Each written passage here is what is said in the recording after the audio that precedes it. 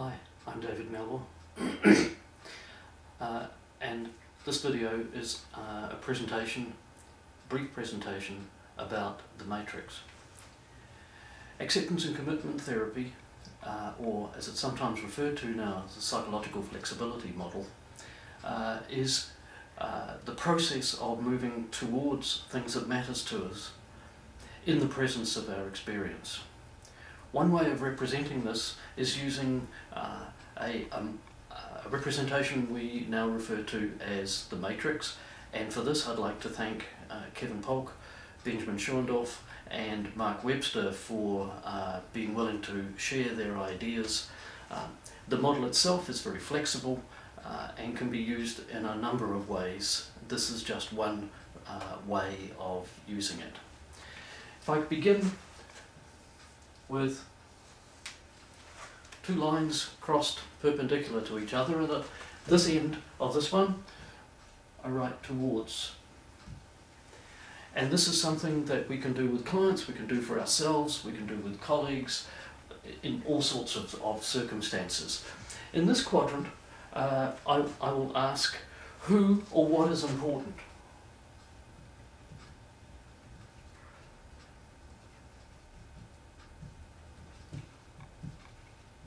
And the sorts of replies that I'll get will include things like family,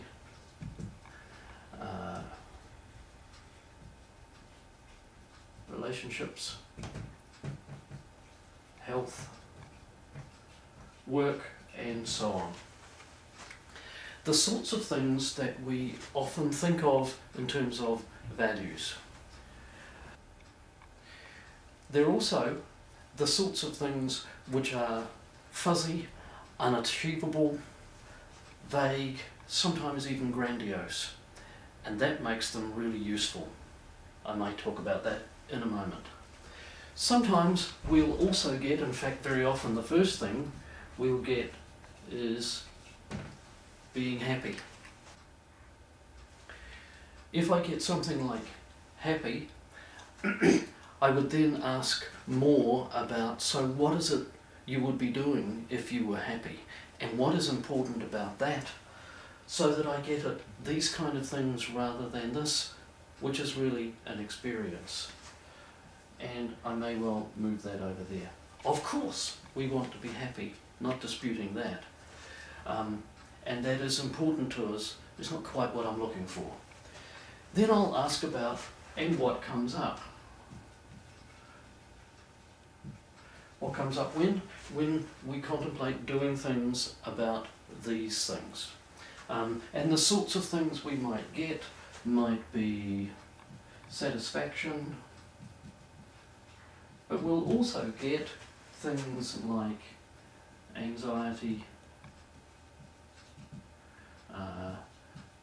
sadness, all sorts of things that come loosely under the category of feelings, thoughts, I'm not good enough, and so on, and images, memories. In other words, mental experience of a variety of kinds. The next question is, and what have you done to move away from the things in this list that you don't want? And I'll put those up here. Now, loosely speaking, the stuff below the line is inside, or is experience in some way, or not visible, and the stuff above the line is visible. So mostly these are behaviours. So what have you done to move away? And in my context, I work in an alcohol and drug service. Very often it'll be either drink or use substances to get away from this stuff. Sometimes it might be, someone might say they will isolate, go off by themselves, or something like exercise, or in some way distract. when these activities are functioning to avoid this stuff, I'll refer to those as moves away. I then ask, so what happens then when you do these things? And usually the answer is, well, it works. It gets me away from this stuff. Works really well. And then what? Well, then I start to feel guilt, shame, maybe. These are just examples, but there will be other consequences that result from that. And so what do you then do to get away from this stuff? Possibly more of the same, or something different.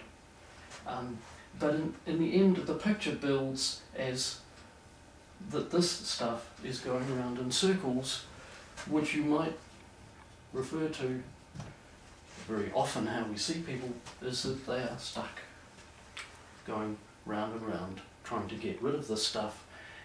It works for a while, and we get more back for it. The last question, well, not really the last question, but next question is, so what do you do, or could you do, to move towards these things that matter?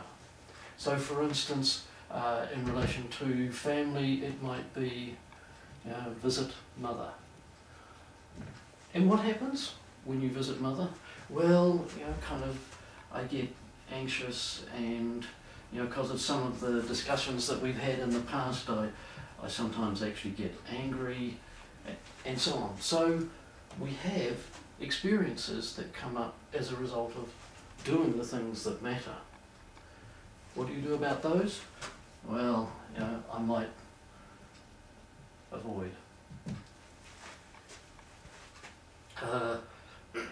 We say another example might be health. Well, what could you do that would move you towards health? Notice how vague that is. So potentially it could be anything. And one of the options that often comes up is exercise. And you'll notice that exercise happens to come in both of these columns.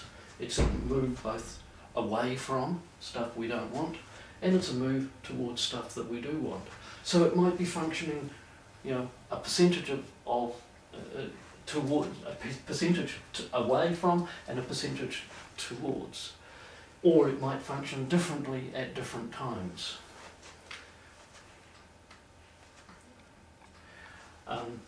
And another thing to notice about these is that in this category, these are chosen. In this category, these are chosen. We choose what we can do. We choose what's important. We choose what we can do.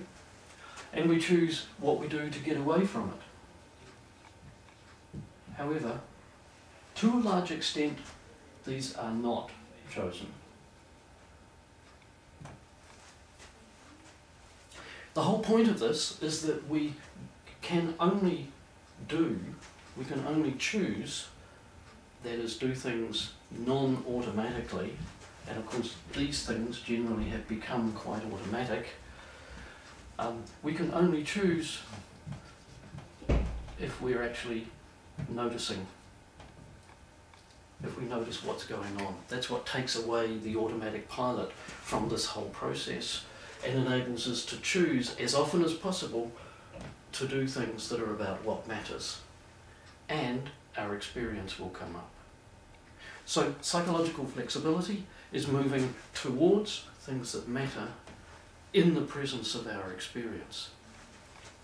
Another couple of comments. Moving away is not necessarily bad, because we might take medicine to reduce some of this.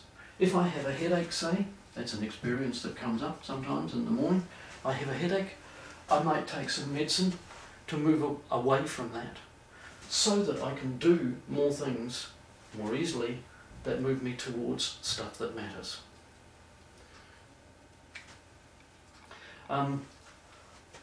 There are three components to the idea of psychological flexibility. One is to show up to notice what's going on, and often we've got practice at not noticing what's going on because we're busy doing these things automatically. So the first task is to notice, is to be awake to what we're doing, to what's happening, and to the consequences of that, so that we can choose to move towards. The second thing is what happens with this stuff, in fact what happens with the whole lot, and that is to not get too hooked by it, or to be able to let go of that stuff. In other words, hold all of these things as much as possible, as lightly as possible. And the third thing is to act in a way that to do things that moves us towards what matters. Thanks very much.